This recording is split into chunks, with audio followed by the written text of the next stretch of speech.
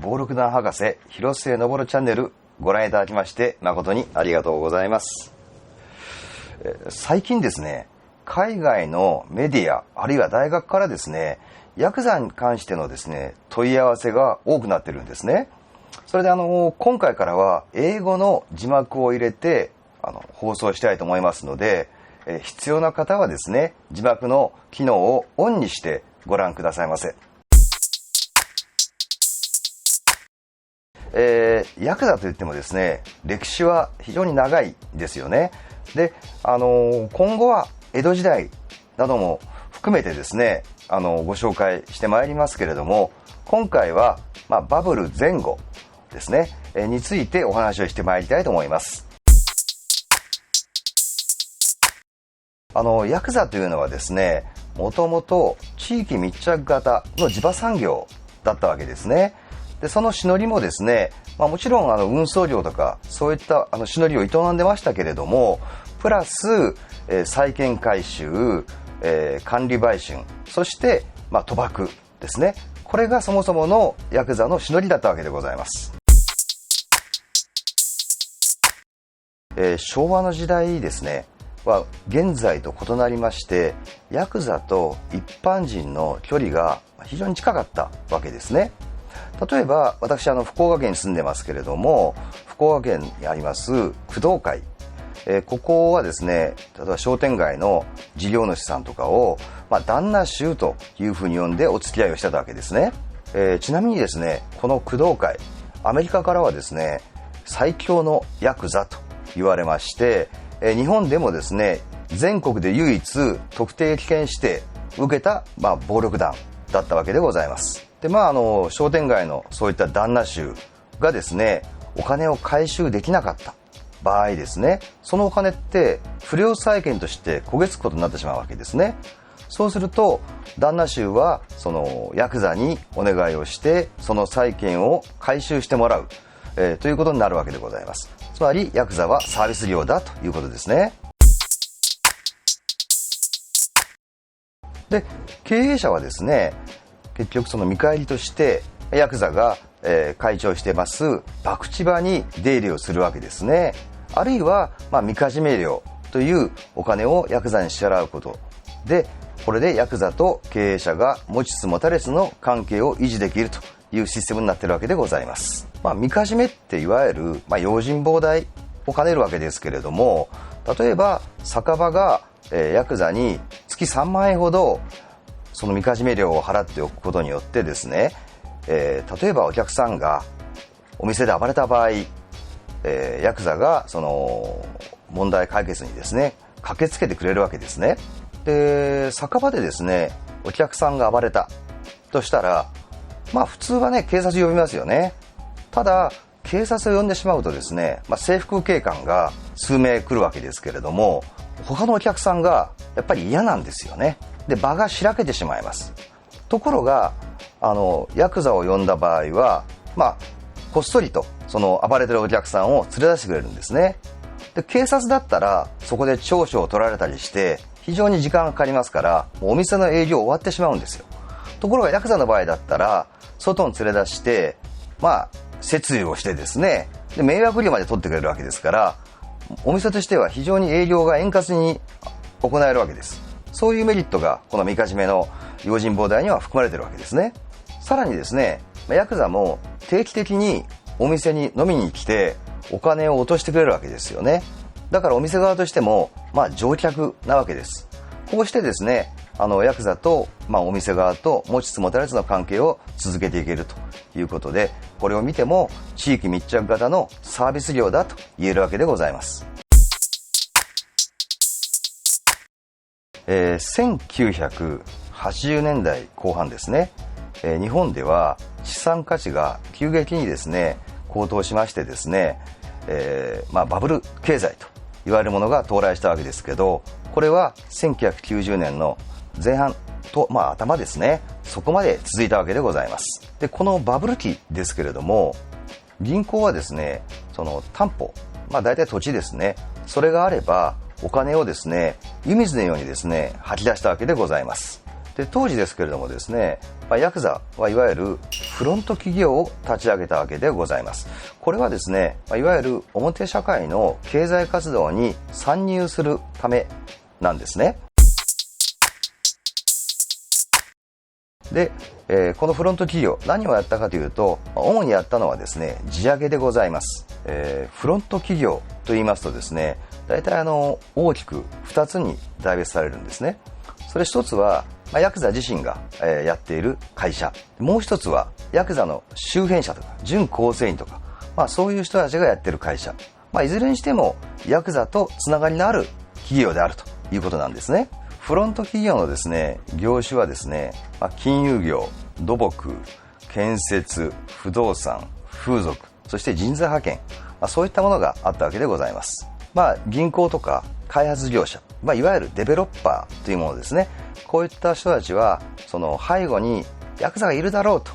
分かりつつもですね、そういった会社と契約をして活用してたわけですね。もうこのバブル期のですね、経済の特徴というのはスピード感なんですよね。だからですね、例えばその開発予定の土地がありますよね。そこからいかに早く住民を追い出すかということを考えたら、ヤクザを利用するのが一番早かったわけでございます。で、スピード感が必要ですから、相手の正体が、どうもこれは背後に暴力団がいるなと分かってもですね、そこはやっぱりスピード感重視ですから、そういったフロント企業を利用していたわけでございます。例えばですね、その土地が開発予定地があります。そこが100億円の今価値があるとします。開発が終わった後、それが300億円になるとしたらですよ、そこで例えばヤクザに対して30億円払って立ち退かしたとしても、それは会社儲かるわけですから、お互いウィンウィンの関係が築けるわけですね。もちろんですけれども、ヤクザはその開発予定地から住人を追い出すにあたって、決して紳士的な態度では望まなかったわけですね。じゃあどういうふうなことをするかと言いますと、屈強な男たちがですね、集団でうろついたり、大型犬をですね、離したりですね、あるいはビルだったら、やかましい音を立ててですね、嫌がらせをする、そういうふうな手段を取ったわけですね。債権回収、ヤクザの専門用語で言うと切り取りって言いますけれども、これもですね、大手企業がヤクザを利用したわけでございます。これは私の経験なんですけれどもですね、私の父がんで死んだんですけれども、生前ですね、大手電気量販店から、電化製品を購入して、ローンを払ってたんですね。で、途中から入院しましたし、亡くなりましたから、お金が滞ったわけですね。支払いが返済ができなくなった。で、しばらくしてですね、審判会社から督促があるんじゃなくて、ヤクザから督促があったんですよ。で、やはりですね、こういうして当時のヤクザっていうのは、小口の契約にまで、いわゆる社会の経済活動にすごく深くですね、浸透していたということが伺えると思います。このようにですね、ヤクザは1980年代のバブルの時ですね、表社会の恩恵っていうものをですね、非常に受けるようになってたわけですね。しかしです、1990年代初頭でございますけれども、バブルが弾けますと、銀行はですね、多くのですね、不良債権を抱えるようになってしまったんですね。で、その銀行が抱えた不良債権、いわゆる担保物件っていうのは、紐付きと言われる、いわゆるヤクザの絡む担保物件が多かったから、銀行としてもですね、これ処理にすごく困ったということが現実だったんですね。そこで1992年3月に施行されましたですね、暴力団対策法というものがあります。これは、いわゆるヤクザが暴力を伴ってですね、不当な要求行為、これを規制する法律であったわけですね。だから、国家権力の名の下において、中止命令というものが出せるようになったわけです。この暴対法ですけどですね、たびたび改正をされております。例えば2013年の改正におきましてはですね、ヤクザの事務所の撤去を求める、訴えをですね、住民に代わって警察の外郭団体、例えば、防水センターのようなところがですね、住民に代わって、行えるようになっているわけですね。神奈川県などはこの暴対法に基づきまして刑務所から出所してくる幹部の釈放祝いですね、それを中止、あるいは彼の地位を上げることの中止、この命令を出しております。でこの中止期間というのは7年間だったわけです。こうした流れの中でですね、だんだん暴力団に対するその包囲網が縮まってまいりましてですね、で2007年6月に政府は暴力団に対する指針を出したんですね。これいわゆる政府指針で言いまして、企業が反社会的勢力と付き合わないための指針と言えるものだったんですね。この後ですね、一気に企業の反社会的勢力に対するコンプライアンスの意識というものが高まっていったわけでございます。このですね、政府指針を受けまして2010年からですね、全国の自治体で暴力団排除条例がですね施行されていったんですね。でこの条例を受けまして山口組6代目の司忍親分はですね、異様な時代が来たというふうに評したわけでございます。まさにですね、ヤクザにとって冬の時代が来たと言えるわけです。このですね、政府指針によってですね、ヤクザというのは反社会的勢力というふうに指摘されておりますけれどもですね、反社会的勢力もっとですね実は幅広くてですね、もちろん暴力団の周辺者は当然でございますけれども、暴力団を離脱して辞めてから5年を経たない者もですね、暴力団員等として、その排除の対象となっているわけでございます。でこの幅広いですね、反社会的勢力に該当する人たちは